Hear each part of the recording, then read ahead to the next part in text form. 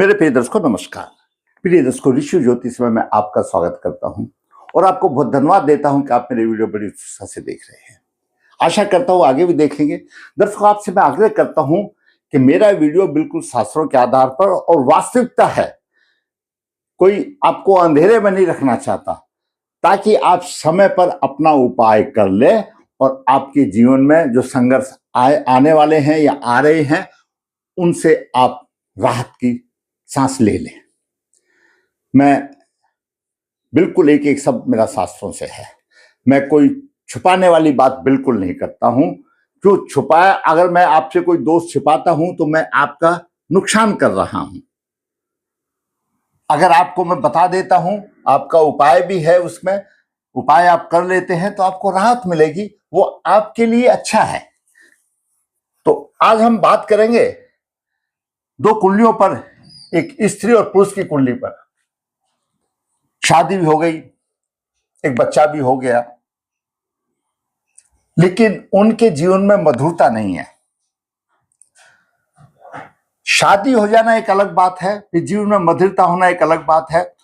आजकल ऐप ऐसा चल गए कि सिर्फ अष्टकूट मिलान करके कि कुंडली अष्टकूट मिलान हो गया, शादी कर दो। जब तक आप ग्रह दोष देखोगे नहीं, ग्रह का योग नहीं देखोगे, जब तक आपके दाम्पत्य जीवन में मधुरता नहीं रहेगी। हर चीज का उपाय है, मैं कहता हूं हर चीज का उपाय। मैंने अपने अनुभव में देखा है, मैंने बहुत उपाय भी करवाए हैं। उपाय हर चीज का है और समय से पहले कर लेना चाहिए।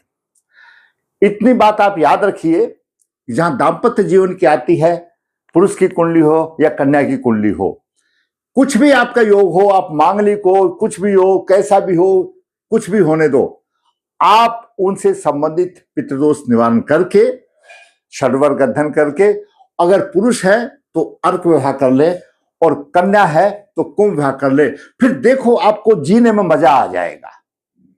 सिर्फ श्रद्धा आपकी होनी चाहिए, उसमें कोई दो राय नहीं है।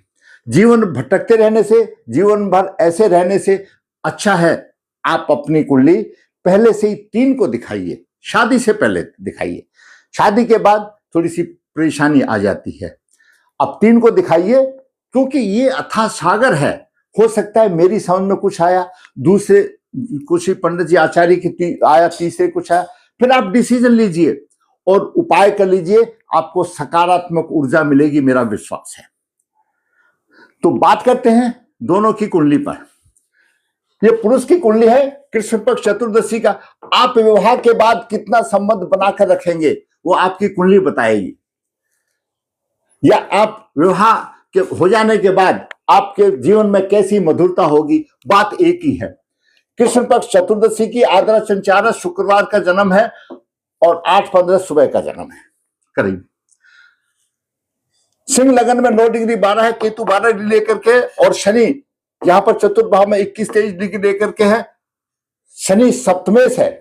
अष्टम भाव में राहु 12 डिग्री लेकर के, गुरु यहां पर 4:43 लेकर के है। पंचम भाव का स्वामी गुरु यहां पर है। एकादश भाव में शुक्र 28 डिग्री लेकर के अस्त है। शुक्र तीर्थ भाव का स्वामी है और दसम भाव का स्वामी अस्त है। चंद्रमा वही 17-69 और बुध 17 के। चंद्रमा और बुध का भी विषयोग बन रहा है। जिस तरह से शनि और सूर्य का विषयोग होता है, ये चंद्र और बुध का भी विषयोग माना जाता है। द्वादश भाव में मंगल नीच राशि में 17 डिग्री 25 मिनट लेकर, सूर्य 60 डिग्री लेकर के है। अष्टम राहु प्रबल पित्त दोष है। अष्टम राहु प्रबल पित्त दोष है और सप्तमेश चतुर्थ भाव में है, और राहु की 9वीं दृष्टि से सप्तमेश पीड़ित है।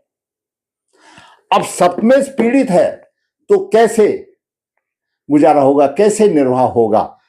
अष्टम राहु सभी जानते हैं, अष्टम राहु और द्वादश राहु सबसे अधिक अशुभ फल देने वाला है। अशुभ फल तो बाकी जगह में भी देगा, लेकिन अष्टम राहु प्रबल पित्त दोष है। गूढ़ ज्ञान है यहाँ पर। ये तंत्र विद्याओं का स्थान भी है, गुप्त विद्याएं भी हैं, कोई जादू टोने का स्थान भी यहां पर है, और राहु मायावी है। राहु यहां से पंचम दृष्टि से द्वादश भाव को देखता है। मंगल को पीड़ित कर रहा, सूर्य को पीड़ित कर रहा। राहु सप्तम दृष्टि से यहाँ पर द्वितीय भाव को देखता है, धन की आमदनी को खराब करेगा। केतु यहाँ पर पहले से ही है। ये दोनों एक दूसरे के है, समझो दोनों जगह की हानि है। द्वितीय भाव की भी, अष्टम भाव की भी हानि है। अष्टम भाव गुप्त अंगों का भी भाव है। जिसमें कि सहवास सुख में अहम भूमिका है। तो यहां पर वो भी परेशानी है। और सप्तमेश राहु से पीड़ित है, नवम दृष्टि से सप्तमेश पीड़ित है, ये समस्या यहां पर आ गई। मंगल और सूर्य द्वादश भाव में है। मंगल भाग्य का स्वामी है, चतुर्थ भाव का स्वामी है, सुख नहीं। जब शनि यहां पर आ गया, क्यों, शनि भी प्रथाजनक है और राहु भी प्रथाजनक है, दोनों का प्रभाव चतुर्थ भाव में है। सुख की हानि, माता के सुख की हानि, मकान भूमि आदि की हानि, साधारण तौर पर सुख की हानि, ये सभी बातें आ गई। और मंगल भाग्य भाव का स्वामी, चतुर्थ भाव का स्वामी नीच राशि में आ गया। नीच जब ये अपने जन्म स्थान पर होगा तो कष्ट होगा, दूर रह करके भाग उदय हो सकता है, भौतिक सुख साधनों में कमी देगा, रोग शत्रु प्रभावी होंगे, क्यों उच्च दृष्टि से देख रहा है, शत्रु भी प्रभावी होंगे, तो परेशानी वाली बात आ जाती है, भटकाव हो जाता है। यहां पर जीवन में उसको भटकाव हो जाता है, शत्रु प्रभावी होते हैं, मंगल शुभ फल देने में असमर्थ है। हमने पहले भी कई वीडियो बनाए हैं कि लगन से चतुर्थ भाव सुख का भाव है। अगर सुख का भाव देखना है तो सप्तम भाव देखना। भाई शादी हो जाएगी सप्तम भाव में, तो यहां पर बहन बेटी जो आपकी पुत्र वधु बन के आएगी तो ही घर की शोभा होगी ना। अब पुत्र वधु बन के तो आ गई लेकिन पीड़ित हो गई, उसमें भी परेशानी आ गई। और सप्तम भाव से चतुर्थ दसम भाव है, वो सप्तम का सुख देखना है तो दसम भाव भी होना चाहिए, क्यों, दसम भाव कर्म भाव है। जब कर्म नहीं, व्यवसाय नहीं, तो घर में जो ग्रह लक्ष्मी बैठी है उसके लिए भी परेशानी आएगी। दूसरी तरफ एक और चीज बताता हूं, दसम भाव का स्वामी शुक्र अस्त है और तीर्थ भाव का स्वामी भी अस्त है। व्यवसाय में परेशानी, पराक्रम नहीं, साहस नहीं, हिम्मत नहीं, क्यों, शुक्र अस्त हो गया, ये भी एक परेशानी आ गई। दूसरी तरफ बात देखिए, चतुर्थ भाव क्या है, ये एक सोचने वाली बात है। कोई बताता या नहीं बताता, मैं आज आपको बताता हूं चतुर्थ भाव है क्या। सुख का भाव तो है, लेकिन आप ये सोचिए, ये है जीवन साथी का भाव, जीवन साथी का भाव है। और जीवन साथी से सप्तम, ये अष्टम नवम दसम, यानी जीवन साथी से ये दसम भाव है। जीवन साथी के कर्म का भाव दसम भाव है, तो जीवन साथी के कर्म भी अच्छे होने चाहिए, जो सुख प्राप्ति हो। यहां पर जीवन साथी के कर्म बिगड़ गए, चतुर्थ भाव पीड़ित हो गया, शनि शत्रु राशि में आ गया, राहु की आ गई, तो जीवन साथी के भी कुछ ऐसे कर्म हैं जो कि बिगड़ गए, सुख नहीं दे रहे। क्यों, चतुर्थ भाव माता का भाव है, किसके लिए है, जिसकी कुंडली है उसके लिए, लेकिन ये सप्तम भाव जीवन साथी का है। यहां से चतुर्थ ये दसम आता है, ये जो दसम भाव है ये चतुर्थ भाव आ गया, और ये नवम भाव जीवन साथी के पिता का भाव है। जो हमारे पराक्रम का भाव है वो जीवन साथी के पिता का भाव है। तो जीवन साथी के पिता यानी इसके ससुर भी अस्त हो गए, उसका भी कोई योगदान नहीं, मतलब जातक के पिता का भी कोई योगदान नहीं। जातक के पिता देखेंगे हम नवम भाव से, और जीवन साथी के जो पिता देखेंगे वो तीर्थ भाव से।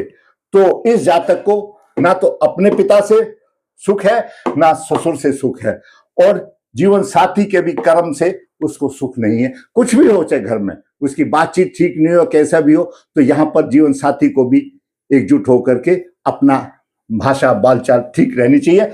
और सप्तमें पीड़ित हो गया, द्वादश भाव में मंगल और सूर्य हो गया। द्वादश भाव खर्चे का भाव है, सहवास सुख का भाव है, सहवास सुख में भी परेशानी आ गई। व्यवसाय नहीं रहा, व्यवसाय की भी परेशानी आ गई। अब बात वीडियो था विवाह के बाद, ये तो सब एक दैनिक दिनचर्या की बात है, वो उसका व्यवसाय भी डूब गया, पराक्रम नहीं रहा, शुक्र अस्त हो गया। शुक्र भोग विलास का कारक है, शुक्र भी अस्त हो गया, शुक्र दाम्पत्य सुख देने वाला शुक्र भी अस्त हो गया, और सप्तमेश भी पीड़ित हो गया, बड़ी परेशानी आ गई। जातक के ये दोनों चीज परेशानी आ गई, दाम्पत्य जीवन में मधुरता की कमी आ गई। अगर हम नवास देखते हैं तो दर्शकों, नवास ये नवास का लगन है, इसका स्वामी बुध नीच राशि में आ गया और सप्तम भाव में मंगल आ गया, यहां पर भी परेशानी आ गई। दूसरी तरफ D60 देखना बहुत जरूरी है। आमतौर पर लोग नहीं देखते, लेकिन मैं D60 बताता हूं। इसी कुंडली का D60 हम देखते हैं तो यह D60 का लगन है और शनि यहां पर द्वादश भाव में चला गया और यहां पर मंगल राहु केतु हो गए, तो यहां पर भी परेशानी वाली बात हो गई। और D16 का सप्तम सूर्य यहां पर आ गया, तो D30 में भी परेशानी आ गई। D30 किसके लिए है? इस छठे भाव के लिए है। जिसकी कुंडली है उसका छठा भाव, क्यों छठा भाव? जीवन साथी का द्वादश भाव है, जीवन साथी का सेवा सुख, उसका लगन जिसकी कुंडली है उसका द्वादश भाव, इसका सेवा सुख है। जीवन साथी का सेवा सुख छठा भाव है और छठा भाव D30 से आकल करेंगे तो आपको अच्छा होगा। यहां पर यह भी परेशानी आ गई, पुरुष की कुंडली में परेशानी आ गई। स्त्री की कुंडली में देखते हैं, राहु सप्तम भाव में मायावी है, गुरु 2 केंद्रों का स्वामी है, दोषी है। चंद्रमा गुरु गज केसी योग बनने से ऐसे नहीं होता, क्यों? गुरु तो प्रभावी ही नहीं है। मूल त्रिकोण राशि में राहु आ गया, लगन पर दृष्टि है। मंगल मिथुन लगन के लिए प्रबल पापी है, छठे भाव का स्वामी है और एकादश भाव का स्वामी है, लगन में है और मंगल की दृष्टि यहां पर चतुर्थ भाव है, सुख की हानि करेगा, सुख की हानि करेगा। केतु यहां पर है और इसका भी पराक्रम का भाव, जैसे इसका भाव अस्था शुक्र, यहां पर सूर्य नीच राशि में है और शनि से पीड़ित है, इसका भी पराक्रम नहीं, पत्नी का भी पराक्रम नहीं, उसके लिए उसका भी, यानी तीसरा भाव पराक्रम का ही नहीं है, हमारी कनेक्टिविटी का है, हम कैसा व्यवहार कर रहे हैं उसका है तीसरा भाव।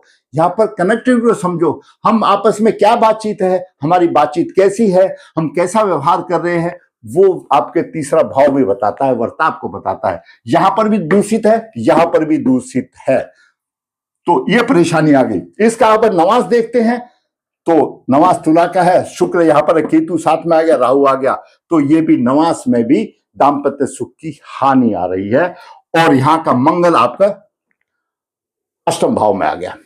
पुरुष की कुंडली में विश्व निवास में कोई नहीं है, पुष्कर में सूर्य चंद्र बुध तो है, लेकिन सूर्य लग्नेश है, लेकिन द्वादश भाव में आ गया, राहु से पीड़ित है, सूर्य तो पीड़ित हो गया, परवल पित्त दोष आ गया। अष्टम राहु परवल पित्त दोष, सूर्य पीड़ित, परवल पित्त दोष।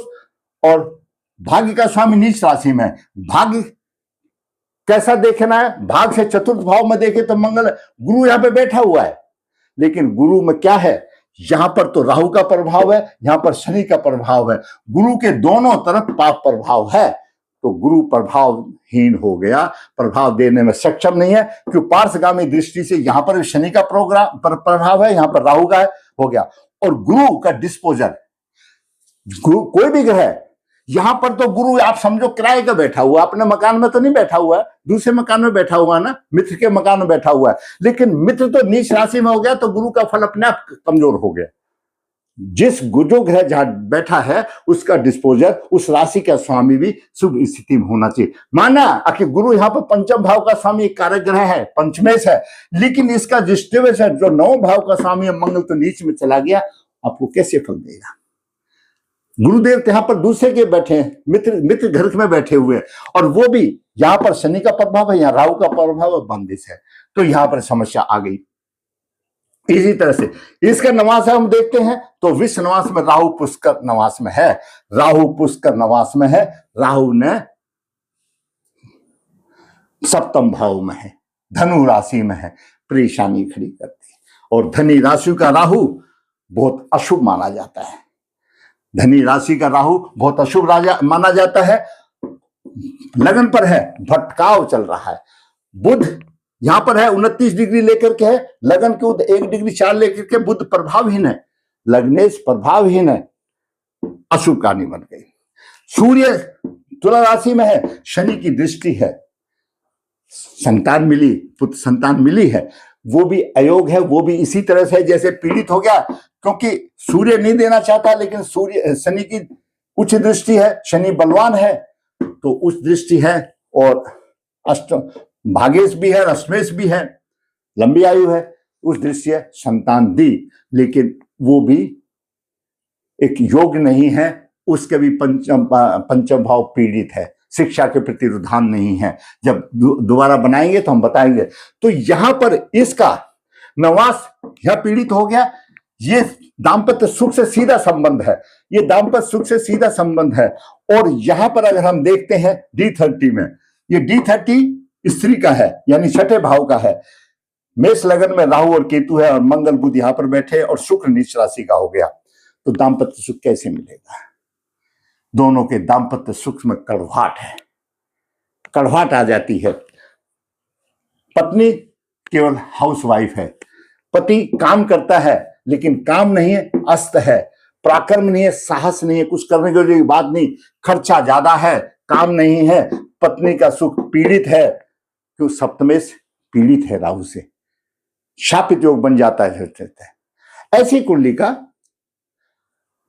देखिए हम लेकर के आते हैं, अपने पूर्व जन्म से कराते हैं, ये सबके मत है। इसमें भी और भी दो दोष अशुभ शुभ हो सकते हैं, लेकिन ऐसी कुंडली का जब आप विवाह के लिए जाते हैं तो आप गुण मिलान के साथ साथ आप ग्रहों की स्थिति देखिए, क्या इनके दाम्पत्य जीवन में स्थिरता आएगी।